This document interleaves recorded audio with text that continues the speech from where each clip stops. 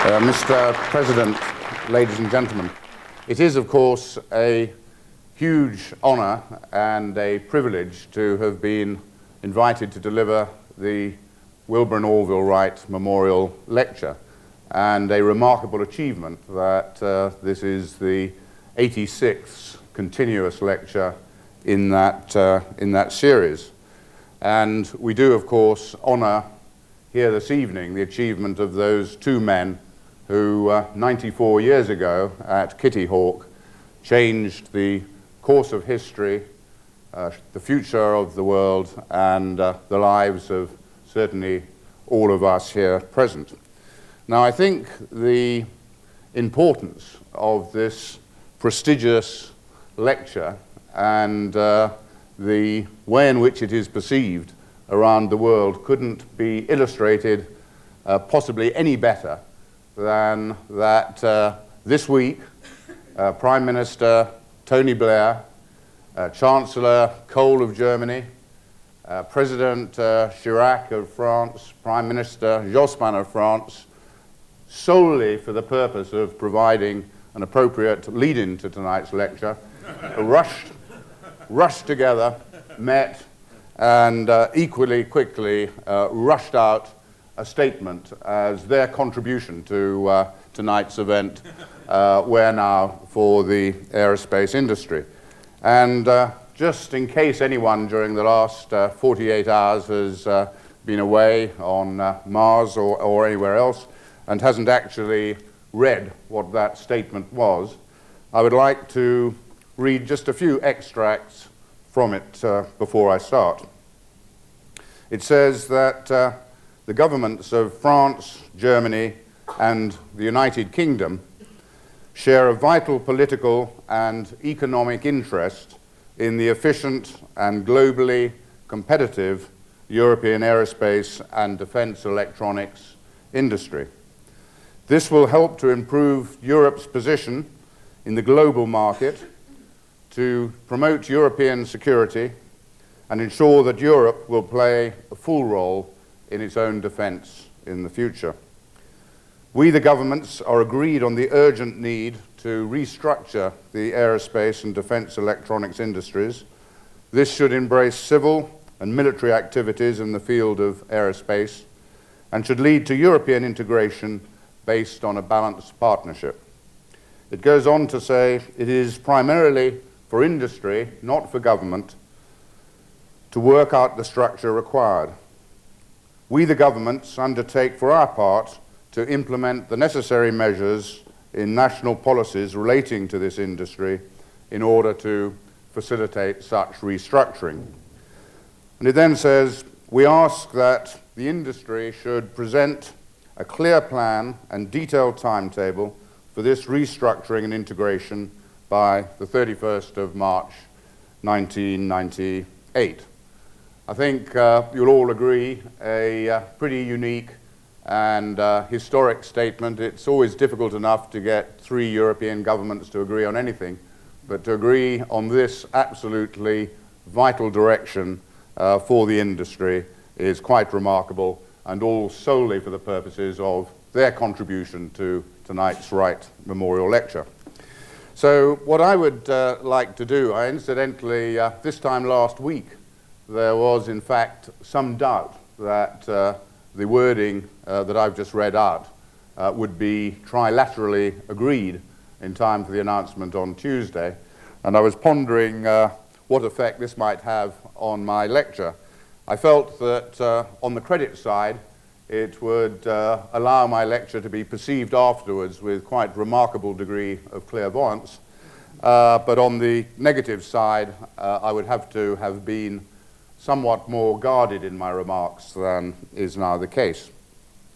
So what I'd like to do, with your permission tonight, is first of all to examine the factors that have been at play and which led to this historic trilateral announcement this week, and the unique challenge that it represents to the European industry, because it is effectively the government's throwing down the gauntlet to the industry.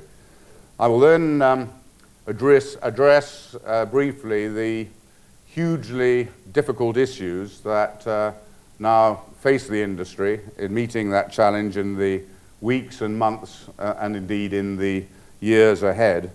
And finally, I'd like to just touch upon the possible resultant effect on that vital and all-important transatlantic collaborative and cooperative relationship, which is equally key to the future.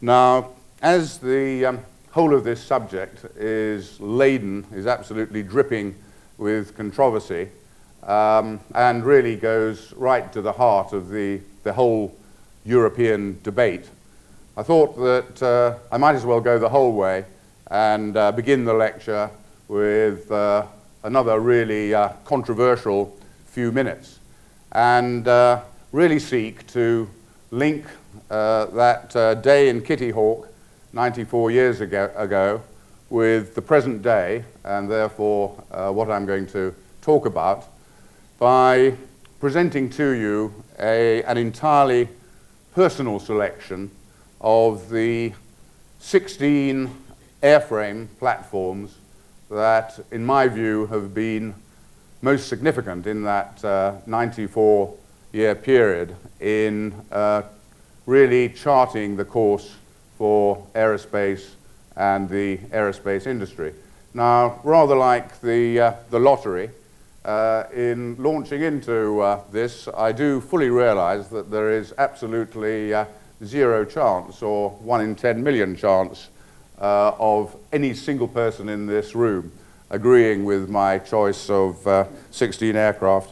And I thought that having the total audience at disagreement with you is perhaps not a bad way of starting off the lecture, and maybe I'll be able to maintain that throughout the lecture.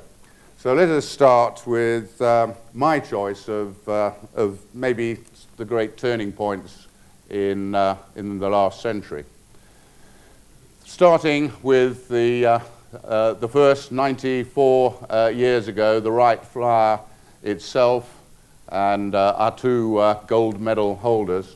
My next significant aircraft is driven by the First World War, and is the Sopwith Camel, which together with the Fokker triplane really created the concept of dogfighting in aerial combat. For my next aircraft, I have to wait to the 1930s, and the Douglas DC-3 Dakota in the War, the world's first successful all-metal aircraft monoplane, which started many of today's airlines after the war. Then came the war, and the first successful monoplane fighter, the Hawker Hurricane, developed from the Fury, which together with the great Rolls-Royce Merlin engine influenced the outcome more than any other of the Battle of Britain and therefore history. The de Havilland Mosquito pioneered the concept of low-level, high-speed, two-seat strike aircraft, and it was stealthy, built from nature's composite plywood. And then the Messerschmitt 262, the world's first combat jet aircraft, which very fortunately Hitler completely misunderstood, thought it was a bomber when really it was an outstanding fighter.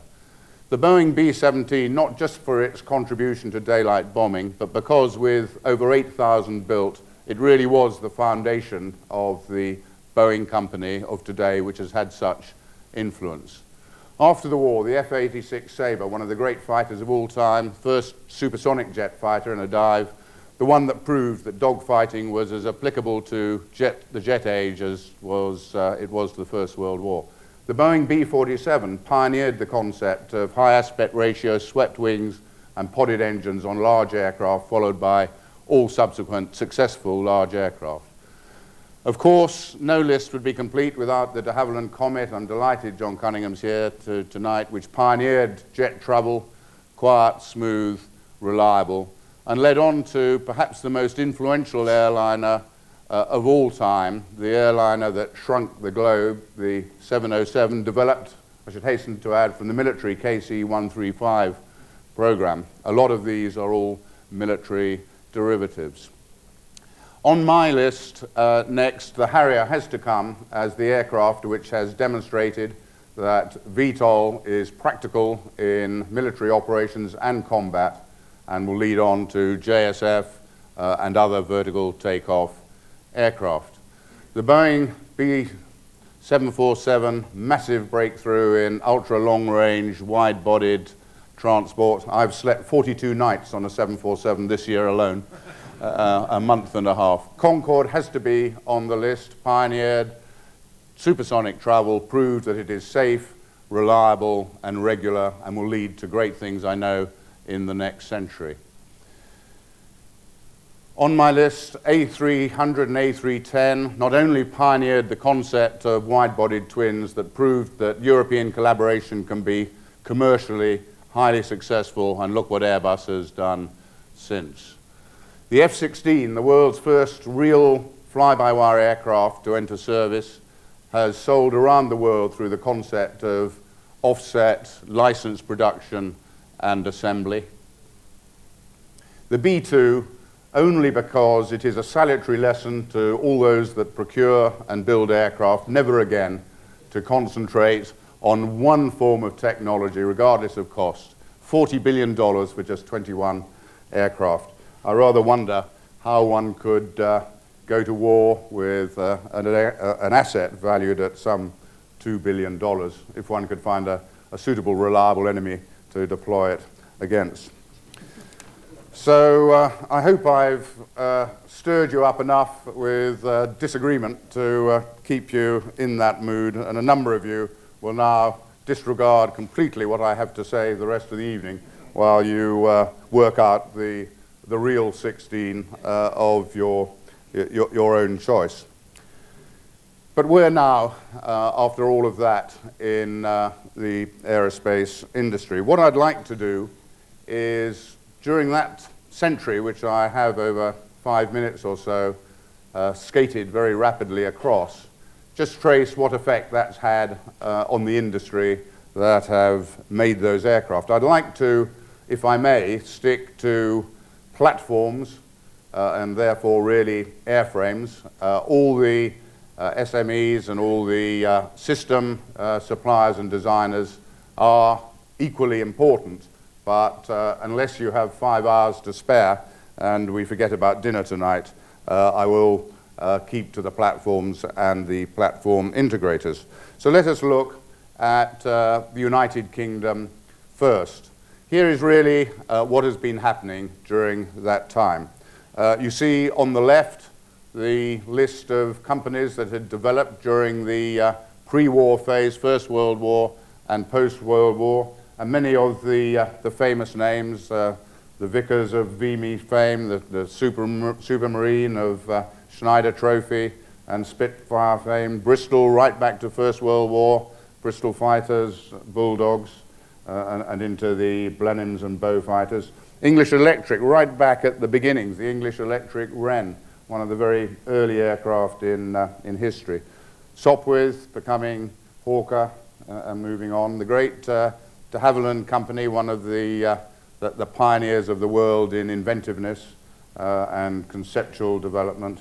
Avros, Armstrong Whitworth, Handley Page, and Westland. By 1970s, driven, of course, by all those pressures that we have now become so familiar with, the reduced procurement budgets, particularly on defense, and I will return to that, the hugely increasing launch costs as technology developed, had resulted in a reduction, a rationalization, a restructuring down to just those 6 companies that you see there, British Aircraft Corporation, BAC, Hawker Siddeley, Scottish up at Prestwick, Shorts by that time, of course, over in Belfast, Handley Page, and Westland. And then, of course, with the formation of British Aerospace in 1977, the rationalization down to just 2 platform airframe builders in this country. Short Brothers, purchased by Bombardier in Canada, and Handley Page, the great company of history, could not actually lift its eyes away from the past and look into the future, and paid the ultimate penalty. So that's what happened in the United Kingdom. Let's move across onto continental Europe and look at what happened in Germany and Holland. And as you can see, a very similar story. A lot of those great names, Fokker from the Netherlands, First World War, Second World War, and all that they did in civil aircraft. The Heinkels, the Junkers, Messerschmitt, Dornier, down now to one DASA, rationalization of 10 companies down to one. Looking just across the channel, a similar story, and you're beginning to see that the name of the game is you need to have less boxes on the right of the picture than on the left. Now down to Aerospace and Dassault in France, and I suppose it would not take the brains of a rocket scientist to predict that eventually those will move together into one. And then looking across the Atlantic. In the United States, the massive home market created a large number on the left of great large companies and famous names. Douglas, you saw an example of earlier on film, McDonnell Douglas, Boeing I've mentioned, and delighted that Ron Woodard is here tonight. Lockheed, Glenn Martin, Charles-Vort, Northrop Grumman, Hughes, and so on. And then over the last 10 years, and you'll see many of those, in fact the majority of those companies are largely derived and supported and sustained by defense. In the last 10 years, however, there has been no less than a 65% reduction in the United States defense procurement budgets. And this led in 1993 to the famous William Perry Last Supper for the heads of many of those companies. And this in turn triggered the picture that you see with massive and amazingly rapid rationalization of the US industry. So that's the picture that we're all very familiar with, and in fact massive rationalization and restructuring in an identical manner has clearly taken place in all four of the nations, the great aerospace producing nations in the world. So now let's look, but all nationally. Now let's look at the resultant size of those companies which I have listed. And as you know, and this is in annual turnover in billions of dollars. As you know, and I think you can see pretty graphically illustrated here, aerospace is now dominated by three mega US businesses. And this is commercial and defense combined. The Boeing turnover is nearly 5 times that of the largest European aerospace companies, British Aerospace and Aerospatiale, and Lockheed's some 3 times higher than the major European aerospace suppliers. Now, some 4.5 years ago, I was privileged to be invited to stand here and deliver the Brabazon Lecture on the future of commercial aerospace in the world. And in that lecture, I used simple mathematics to demonstrate what I felt was going to happen. And what I basically did was use the sales forecasts of unit types that were unanimously agreed in Europe and on the other side of the Atlantic for each class of aircraft. And when you totaled them up, it was some 18,000 commercial aircraft were going to be sold over the next 20 years, which sounded a massive total. But I then broke those down into actual aircraft sectors, and the simple arithmetic I applied was to divide the predicted annual sales, which, as I say, all companies had bought into and accepted, by the number of aircraft airframes pursuing those sales, and also assuming a minimum production rate that any company could achieve and remain profitable and viable. And that very simple arithmetic produced the findings in that lecture. The first, which was pretty obvious, that of the 3 producers of large aircraft, 1 could not possibly survive. The market was only big enough for 2, and it didn't need too much clairvoyance to see which one would not be the survivor.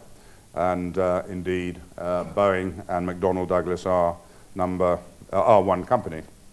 Secondly, I looked further down into the smaller aircraft category, into the regional aircraft, and showed that in the 100-seat jet market, in fact, the annual sales were barely sufficient for one type, one company, let alone 2. And I made the very simple prediction then 4.5 years ago that either Fokker or Avro had to go. I wasn't brave enough to forecast which one, and as fate has had it, it was Fokker. And thirdly, I looked further down the scale at the large turboprop side, and again, by simple mathematics, predicted that of the 5 main producers of turboprops of 50-seat and above, no less than 3 had to go. Otherwise, no one could make money. And indeed, British Aerospace, Fokker, and more recently Saab have all taken the decision to vacate the turboprop market. With this major shakeout and the moves that are clearly in train for Airbus industry to become a PLC as soon as possible, I think that one can predict that the future in commercial aircraft is now pretty stable. Boeing and Airbus will continue to compete and will be the only competitors. And once the 3XX is launched, which I see as inevitable as night follows day, but the sooner the better, there is no reason why that market should not be very evenly shared. Moving down, there is just 100-seater. Of course, at least one more will be launched, but the market is certainly not big enough for anyone after that. And all I would say to those in the market below that, in the turboprop category, that I've noticed, and I dare say others have, that the jet age has arrived, and that will, in fact, be throughout, in my view, the whole of the market. It's not the best time in the world, I would have thought, to be launching new turboprop aircraft. So that's the civil side. For the rest of this evening, if I may, I will therefore concentrate solely on defense, because this is where the changes will take place and are required. And all through history, the 94 years that I've shown, the changes have indeed been driven by defense largely, not the commercial business. So looking at the similar picture for defense, there you see it. And the names have changed a bit in terms of order, but the solution or the picture is actually the same. You can see that Lockheed Martin is nearly 3 times larger than the largest European defense company, British Aerospace. The UK, France, and Germany do, incidentally, between them, comprise 91% of the European defense industry, and therefore are the major players. So let's now look, if those are the sizes of the businesses, let's look at the respective procurement budgets which actually drive the success of those companies. Again, you see the massive dominance of procurement, defense procurement in the United States. Indeed, the average annual US procurement is more than 4 times larger than either the UK or France, the 2 European leaders. And even if you took all of the European procurement budgets and lumped those together, you see it would still be, in Europe, only half the procurement budget of the United States. The situation in defense is therefore very clearly that we have in Europe too many aerospace companies and businesses chasing too small a market. Exactly the same situation that I sought to outline in my Brabazon lecture of 4.5 years ago. Perhaps this is shown even more graphically by this picture here. On the left, you see that there are just 14 major defense companies, and this is covering all of defense now, not just aerospace, land systems and sea systems, chasing a budget that averages around $60 billion per year. On the right, there are no less than 43 companies, and the right number of arrows is there, I promise you, so you needn't count them. Major European defense companies, 3 times more than the United States, chasing defense procurement budgets only fractionally over half the size. Another way of looking at this is that, on average, a United States defense company can expect nearly 6 times the sales and therefore 6 times the production throughput with all the associated savings and economies of scale.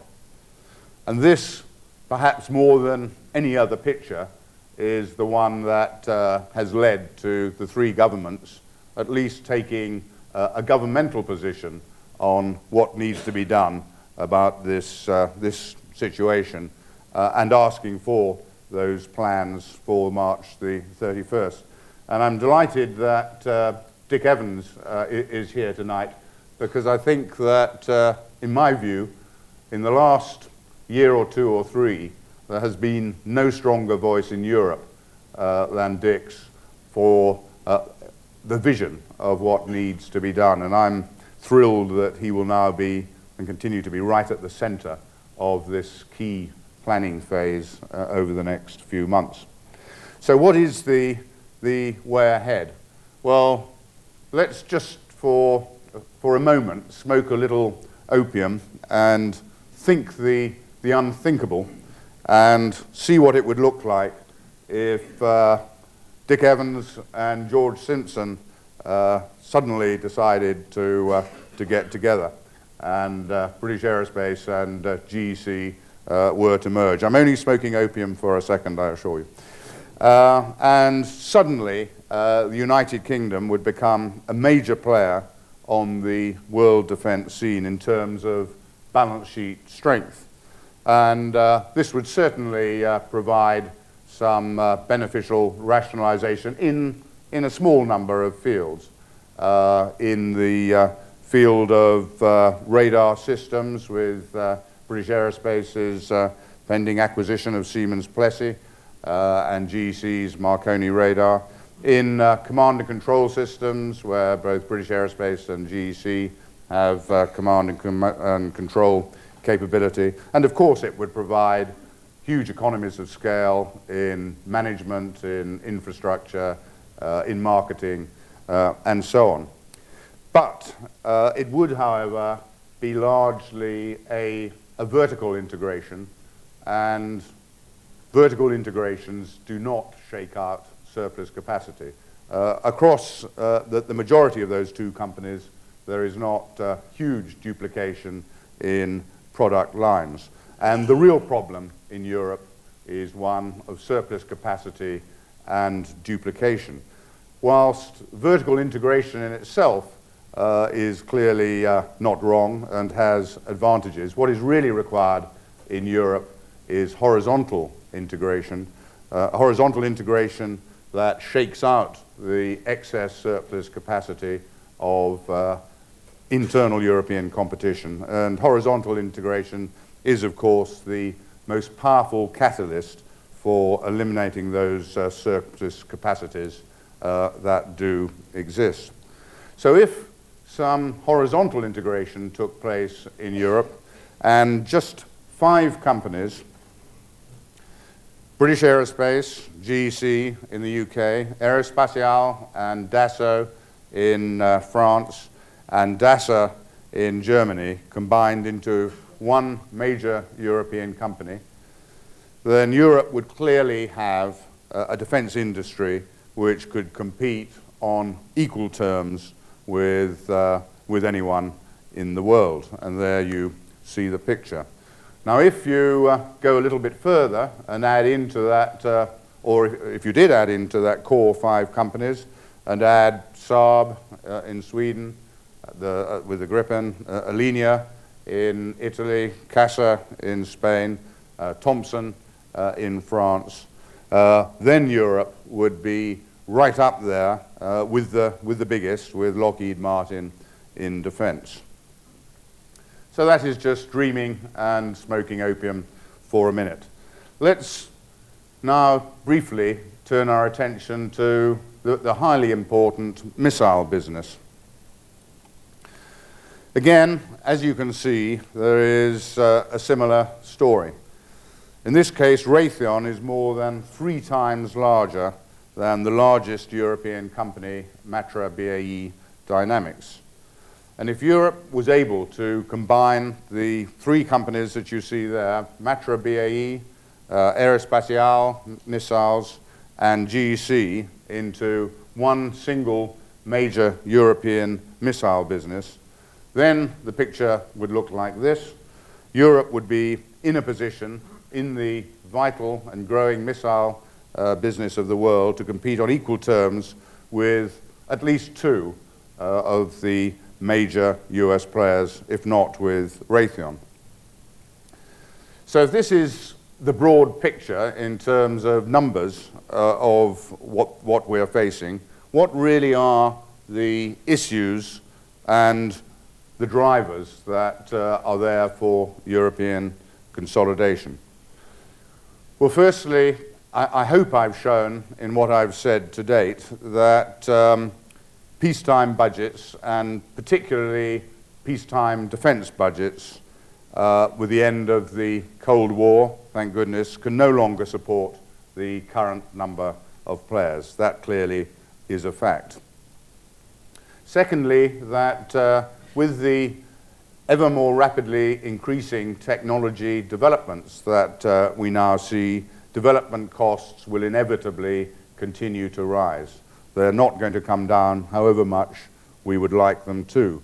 And the derivative of that is, of course, that only the largest companies will be equipped to prime major programs in the future. Smaller companies acting as primes and systems integrators is a thing of history. With the need for ever greater industrial efficiencies and their effect upon the all-important overhead ratio of companies, this will become ever more critical as competition grows. It's interesting that Lockheed Martin have estimated that by the end of the decade, the economies of scale that have derived from that merger will save no less than $2.6 billion in cost, in their cost base. Another interesting and rather worrying statistic is that US companies now have inventories which are half the scale of the average European companies. The asset base of US companies taken across those that I have shown is just 54 cents per dollar of sales, whereas the equivalent figure, average figure across the European companies of asset base is 96 cents per dollar of sales in Europe. Last but no means least amongst the drivers for consolidation is the importance of industrial strength upon market share. The market of influence of companies out there is clearly proportional to their market share. But I'm absolutely convinced from my experience over the last 25, 30 years out there in the market that market influence is not directly proportional to market share. I believe that market influence is proportional to the square of market share. If a business can double its market share, it will quadruple its market influence on the future. and therefore market share is a vital factor, and the size of a business drives the market share. In a recent presentation that I saw by John Weston of British Aerospace, he showed this picture, which I totally agreed with and have therefore rapidly plagiarized. And what he really said is that only 4 defense sectors can continue to support profitably more than 2 players. And on the left, you see the 1-player sectors: military aircraft, helicopters, missiles, radars for combat aircraft. The market simply is not large enough to support more than 1 European player and make money, which is, of course, the objective and what the businesses are there to supply to their shareholders. Military engines, only room for 1 player. So why is it that European consolidation has been so slow and the United States consolidation has taken place at such breakneck speed? Well, I would like to suggest a number of factors that have been at play. It's certainly not that Europe is not good at collaboration. Europe actually leads the world in its collaborative skills.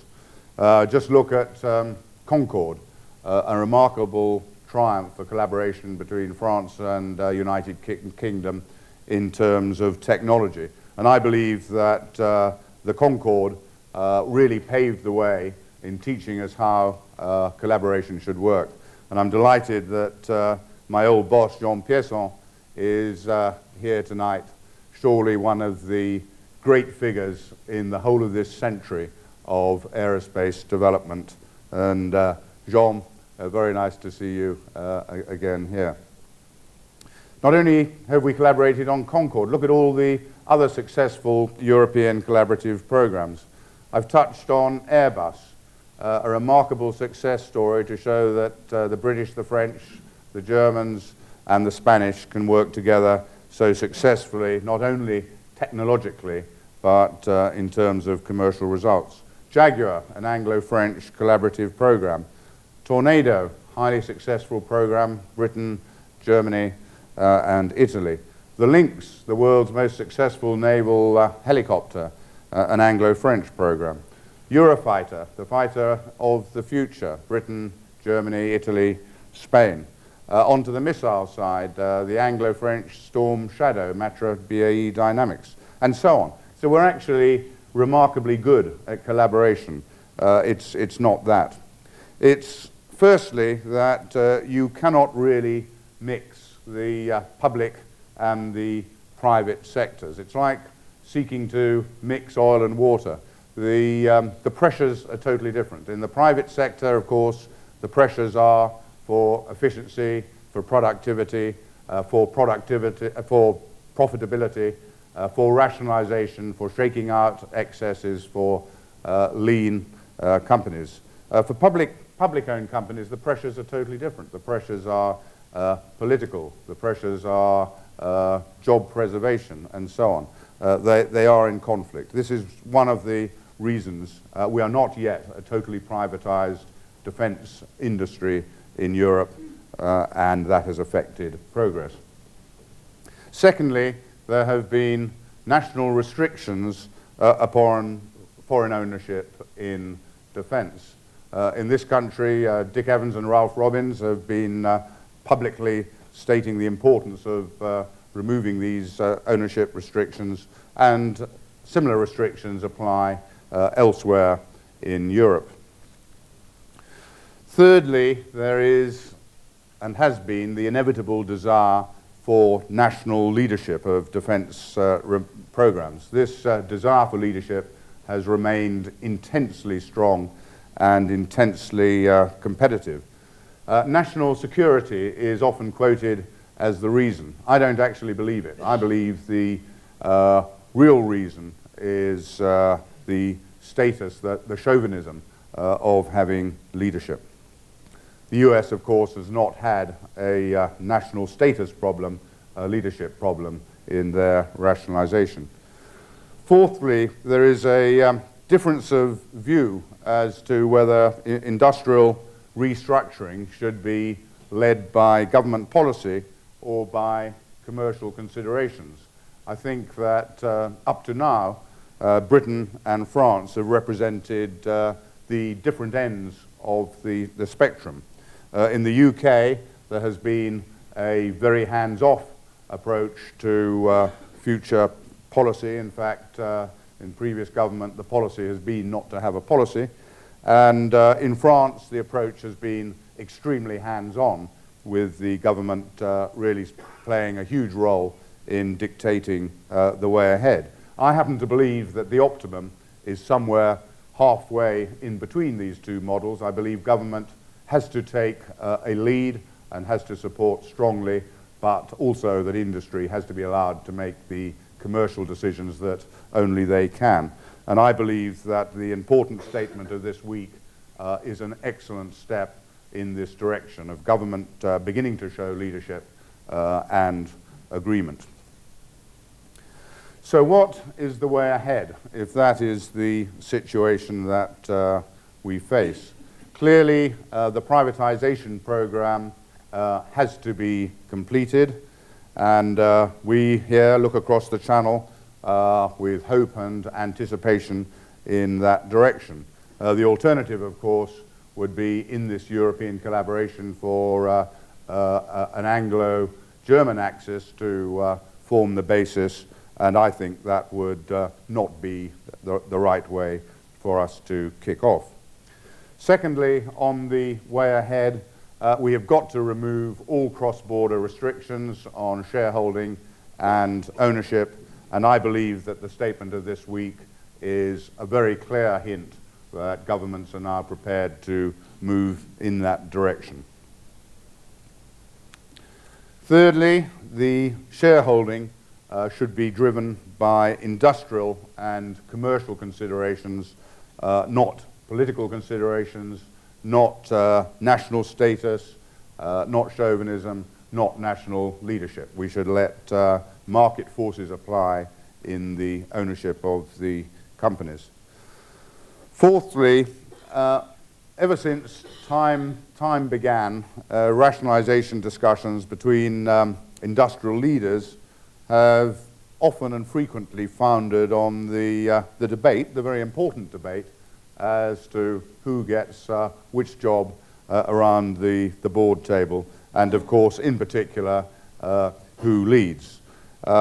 Without that preoccupation of nationality on the actual personnel leadership of these companies, the US have managed these issues extremely successfully and elegantly. Although these issues have still been there in the United States when major companies come together, who should be the president, who should be the CEO, who doesn't get a seat. They are there, but the United States has managed to finesse its way through it, and Europe must as well. There is no substitute, in my view, for having the best man for the job, regardless of nationality. If this consolidation I've been talking about is to be successful, clearly procurement is a key issue, and procurement is the one major tool that government does hold. And the larger the procurement contracts are, the greater will be the throughput, obviously, of any industry.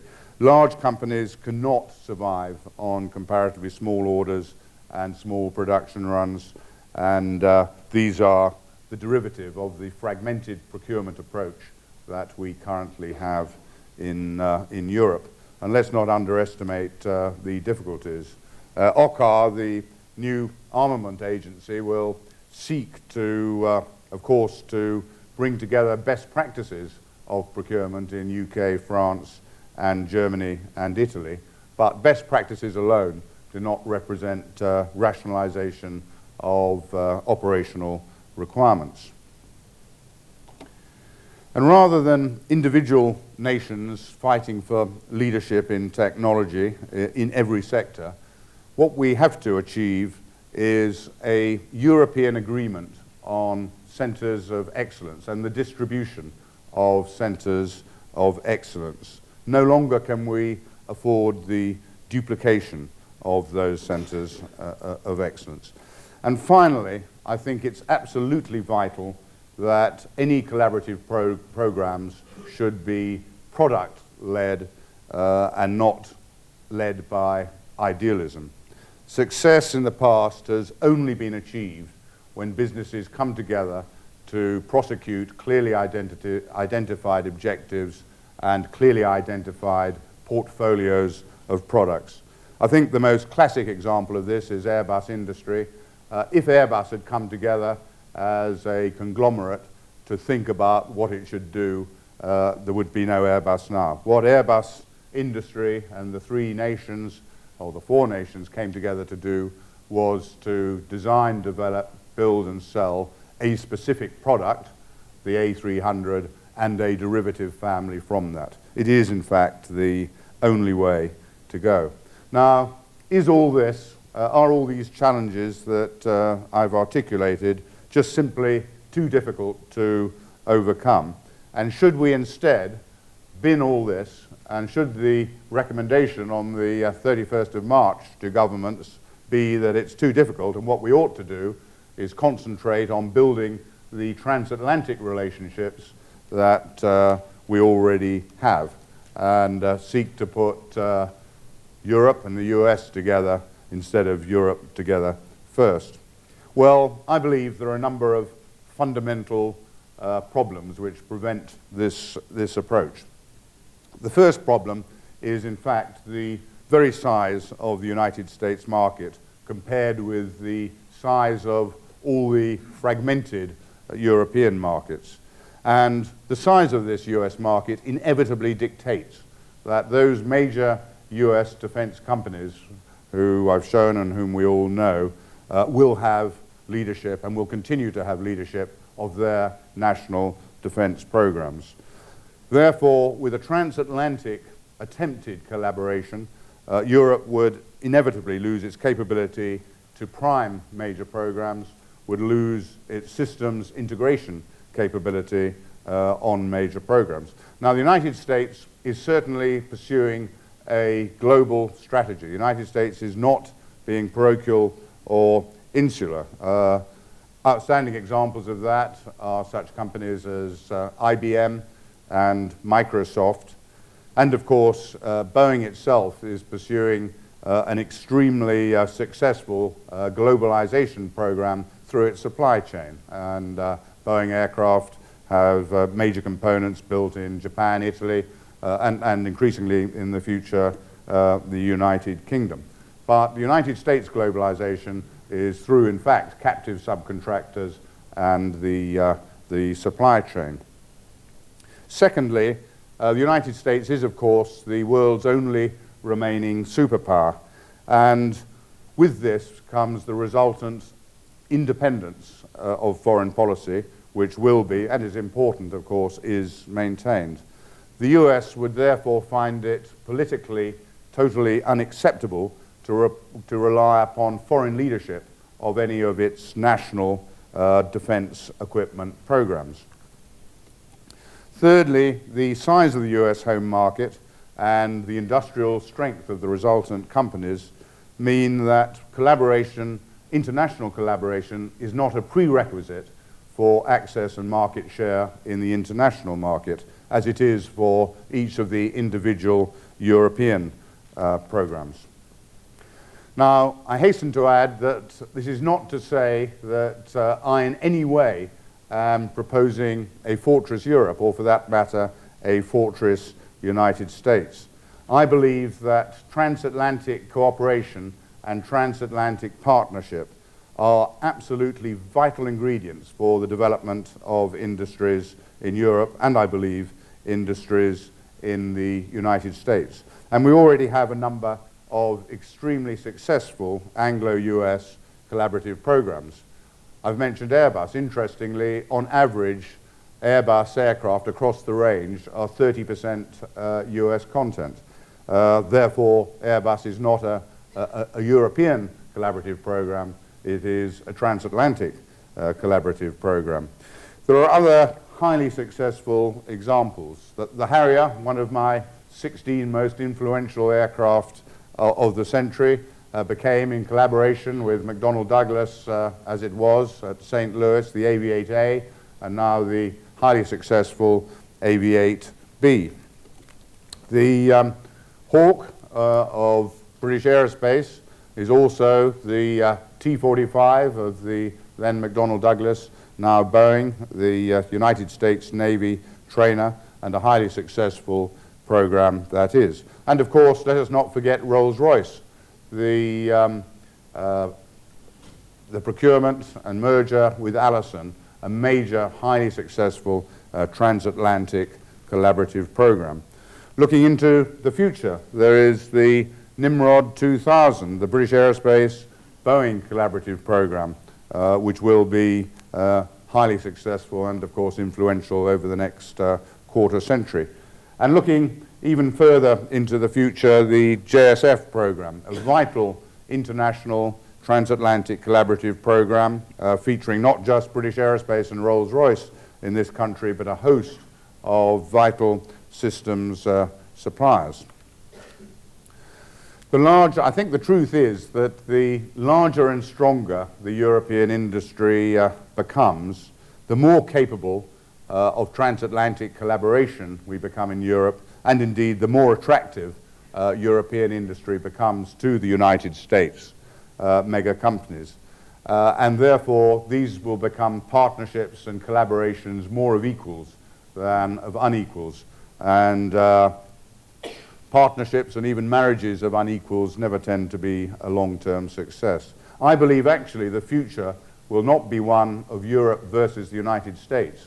It will be Europe and the United States together serving the world market, and indeed competing over the next 30 and 50 years with the rapidly developing tiger economies of the Asia Pacific, and not least with China.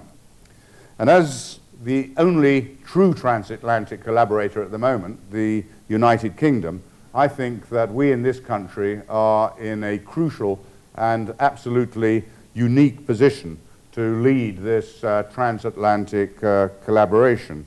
The United Kingdom can be the gateway for US industry into Europe, into continental Europe, and also the United Kingdom can be the gateway for continental Europe into the US, where continental European countries are not currently penetrating. We therefore have this vital responsibility and role of becoming the two-way gateway of the future.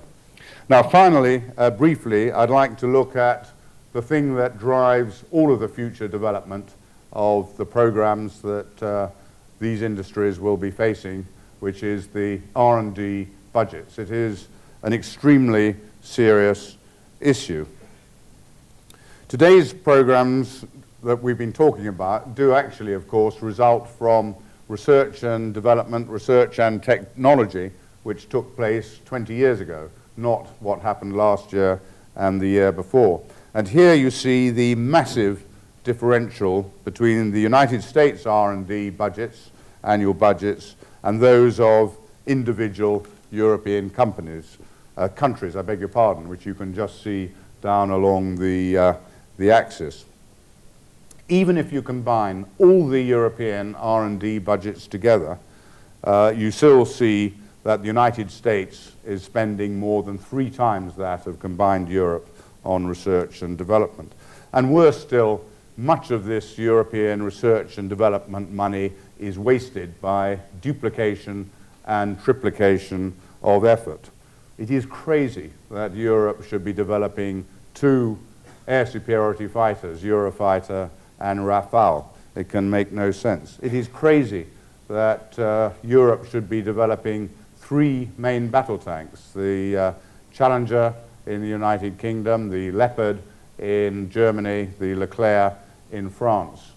The United States, with a far greater market, has just 1 main battle tank manufacturer, Abrams. And so the list goes on. Now, the advantages of a European approach to R&D is that if we did eliminate this duplication and triplication, we would, of course, by definition, free up the resources available to individual products. We would have pooled, rather than fragmented, specialist expertise. We would have all our experts working together on common programs instead of in duplication and in opposition on competing programs. We could gain much synergy from combining the knowledge and the capability of our respective research centers instead of, again, having them waste money by duplicating their efforts carrying out similar levels of research. And finally, the result would inevitably be more capable and more competitive equipment for our own armed forces and for our export customers. What this really comes back to is, I think, a requirement for a rationalized European defense procurement system, which is therefore driving the research that these various institutions are engaged upon. WAIO is seeking to harmonize R&D between nations, but has to accelerate that program. In looking at the problems of this approach, secondly, we do need nations, as I've said, to relinquish this obsession with technology leadership right across the field and agree to establish areas of center specialization, centers of technology, centers of excellence. The result will be no individual European company will anymore have total capability across the field. We would become highly interdependent, which would take a major cultural shift after hundreds of years of defense autonomy and defense conflict. Thirdly, this does, of course, imply a considerable degree of shared security, and that leads on to common foreign policy. Now, finally, in the 2 or 3 minutes left to me, I'm sure you would not expect me to conclude any lecture without a mention of the export market and the effects upon the export market. Here in the export market, you can see the dominance of the US with the United Kingdom. These figures were from 1992 to 1996, the last 5-year period. The United Kingdom lying second, and in 1996, I'm pleased to say that the United Kingdom achieved some $8.3 billion worth of export orders, which represented 25% of the total world market. Not bad for a little island with less than 1% of the population of the globe and a defense industry a quarter of the size of that of the United States. The statistic I like even more is defense exports per capita of employees in the defense industry in the United Kingdom are 3 times higher than exports per capita in the United States and 5 times higher than exports per capita in France. If, however, we did consolidate defense industry, there would be a much greater balance in defense export market share around the world, and therefore, if you accept my thesis that market influence is the square of market share, a much greater balance of market influence. Ladies and gentlemen, I think that the announcement this week by the governments of Britain, of France, and of Germany are certainly a very important step in the right direction, but only a first and faltering step in the right direction. Not yet the equivalent of the famous William Perry Last Supper, but maybe perhaps an invitation to attend the Last Supper and perhaps a taste of what might be on the menu for the hors d'oeuvre, if not the main course. Thank you very much for your attention.